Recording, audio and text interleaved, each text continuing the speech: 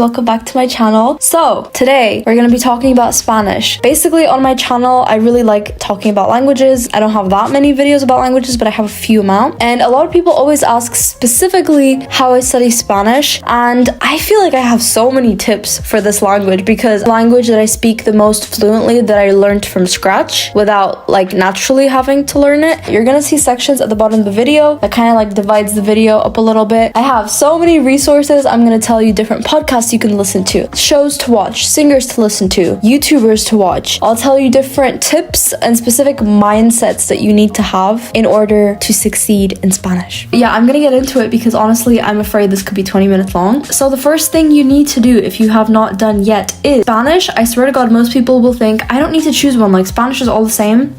It's not. There's so many different variations of Spanish and you're gonna have to choose one. But let me explain to you real quick why it's so important to choose an accent and a dialect. Let's take the word bus. For example, depending on which Spanish speaking country you're in, this word will change so much. It's not even related. So if you're in Spain, you're gonna say el autobús. If you're in Mexico, you're gonna say el camión. If you're in Argentina, you're gonna say el colectivo. And if you're in Gran Canaria or Puerto Rico, you're gonna say la wawa. So as we can see, those words are not connected at all. It just fully depends on the dialect you learn. I fully only said wawa for my whole time of learning Spanish because I live in the Canary Islands. And if you said autobús to them, they'll understand you, but they're gonna be like, okay. It's not the end of the world. If you speak the wrong dialect in the wrong country, they'll still understand you. But if you wanna be more of an actual speaker, you gotta accept the dialect.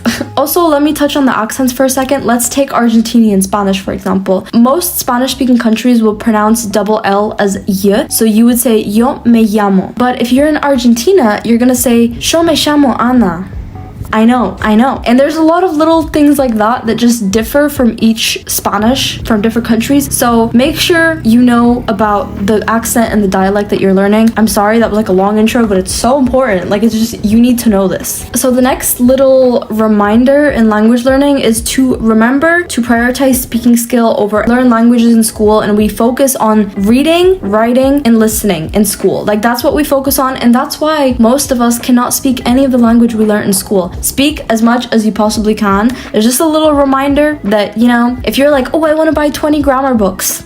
Yes, grammar is important. Grammar is very important, but it'd probably be better if you focus a little bit more on speaking, because at the end of the day, you can learn all the grammar and still not be able to use it in real conversation. So at the end of the day, is it really helpful? Okay, so now we're gonna get into the actual methods of learning Spanish, and before we get into the different things you need to do, I want you to remember that there's 4 aspects of learning language. There is reading, listening, speaking, and writing. And when I say writing, I basically mean like getting new vocab and practicing grammar. You need to try to incorporate all of these 4 aspects into every method you use. Obviously, with some methods, you're just not going to be able to do all of the 4 things, but with a lot of the common methods that you hear all the time on YouTube, you never realize, but you can really practice all 4 aspects just with that one little simple tip. So, for example, first tip, watch a TV show while writing down vocabulary. That's a super simple tip, and most people have probably already heard it. And that one, you're practicing your listening because you're listening to the speaker, and you're also practicing your writing because you're writing down new vocabulary, you're seeing new grammar structures, and you're just seeing a person speak naturally. But how can you practice your speaking and reading? So for speaking, you can just fully repeat after everything you hear. It doesn't have to be everything, but maybe like every second sentence, just fully repeat it after them. And that's already incorporating another aspect of language learning into that method, which will just in general make your progress go a lot quicker. And then for reading, you can just follow along subtitles and try to read as fast as possible without pausing. So yeah, that's like a simple tip that you've heard before, but now we have all 4 aspects of language learning in this little tip, and it doesn't even feel like you're studying almost, like it's just like you're just watching a show, but you know what I mean? I don't know.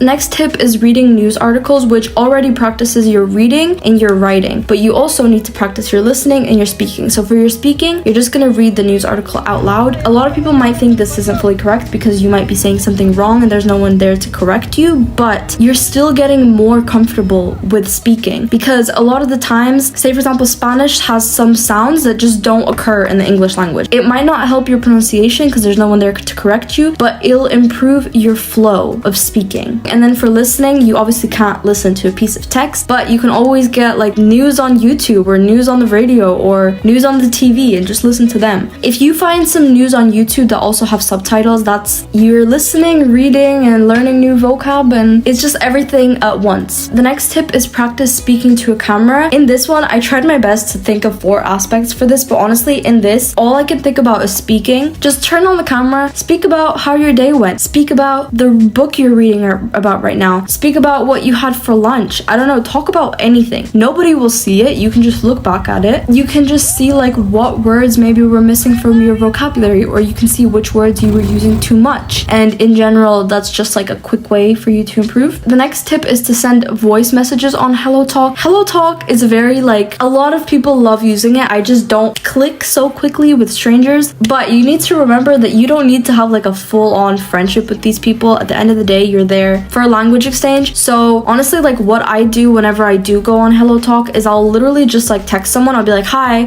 and then I'll just start sending them voice messages. Like maybe they don't even want to listen to my voice, but like 80% of the time they'll reply back with voice messages being like, oh my god, like your Spanish is so good, but you could say this better, or blah blah blah blah. And I don't know, a lot of the time we feel awkward. We're like, I don't want to send a voice message, like this is too weird, like this person doesn't know me. I swear to god, 95% of the time the people are so nice. Actually, with Spain, it's like 99% of the time Spanish people are like the nicest people I've ever met. So the next tip is kind of to learn grammar with a book, but not really, because my tip is what to do with that, because I wanted to say like learning grammar out of a book is really helpful. Like we all need it, but it shouldn't be your only source. So practicing grammar with a book is only practicing your writing skill. So if you want to practice your speaking as well, then anytime you learn something out of that grammar book, straight away, like the day you learned it, try to use it in speech. Talk to yourself and use that conjugation or use that expression, or I don't know what you're learning in grammar, but try to use it straight away. Try to see how people use that phrase naturally. Don't be like, okay, this phrase means this, cool, but if you don't know how to use it, what's the point of learning it? So make sure you understand how to use it and speak straight away. Like just use it in speech. Go to HelloTalk, make a voice message, and try to incorporate that grammar point into your speech straight away. If you do it wrong, the person will correct you, and boom, like that is so much more valuable than a grammar lesson, because yes, the grammar book taught you something, but you learned from naturally speaking how to actually use it well. So, and then if you're doing the grammar lesson and you want to practice listening, look up YouTube videos on that topic. There are so many Spanish teachers on YouTube, and if you're doing, for example, the imperfect tense, just look up imperfect on YouTube, and sometimes there's videos where it's just like a 2-minute video of a conversation where they just use the imperfect tense a lot. So that could be really helpful as well, because you're hearing it being used naturally instead of just like written down in the book. And then to practice the reading skill, I would use the Reverso app, because Reverso is basically like an app where you can kind of understand a word through context. So say for example, if you learned the phrase a menos que, but you don't really know how to use it, you just go to Reverso, look up a menos que, and there's gonna be like thousands of sentences using that, and then you could just read through the sentences. You'll get more vocab, you'll get some grammar context because you'll see how it's used naturally, and all of that combined, yes, it will take a little bit more time than just doing 1 page of grammar, but which one do you think is more beneficial to you? The next point is to read books or Wattpad stories. Wattpad is very underrated for language learning. There are so many books on Wattpad in Spanish. I agree, some of them, they can be written by someone who's 13 years old, maybe their grammar is not the best, but at the end of the day, it's still coming from a natural speaker. So if you don't want to buy books on Kindle, go to Wattpad. There's a lot of stories in different languages.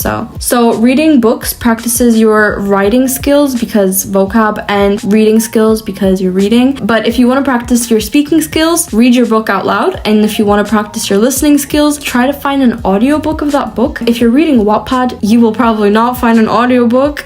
But if you're reading a Kindle book, you most likely would find like an audiobook on Audible or something. By the way, you can use my link to get like 1 book free or something. It's not sponsored at all. It's just like an affiliate link. So the next method is learning the lyrics to a song. This practices your writing, speaking, and listening, because writing, you're learning a lot of new vocab through that song. Grammar, I would not not relate on grammar in a song because they kind of change it around a little bit to fit the rhyming scheme sometimes. So I wouldn't depend on the grammar in a song, but vocab for sure. Speaking, it practices your speaking when you sing along to the song. So you're practicing your accent and you're practicing how quickly you can sing, because in Spanish they speak extremely quickly. And you're also practicing your listening because you can hear the way they pronounce it. Also, with some songs, I would still maybe double check with the word because they still sometimes pronounce it wrong to kind of fit the rhyme, but still most of the time everything is pronounced like normally. So, and then if you want to practice reading, go look up the song on Google and actually like just read through the whole song as if it's a story. So then the next point is to listen to podcasts in Spanish.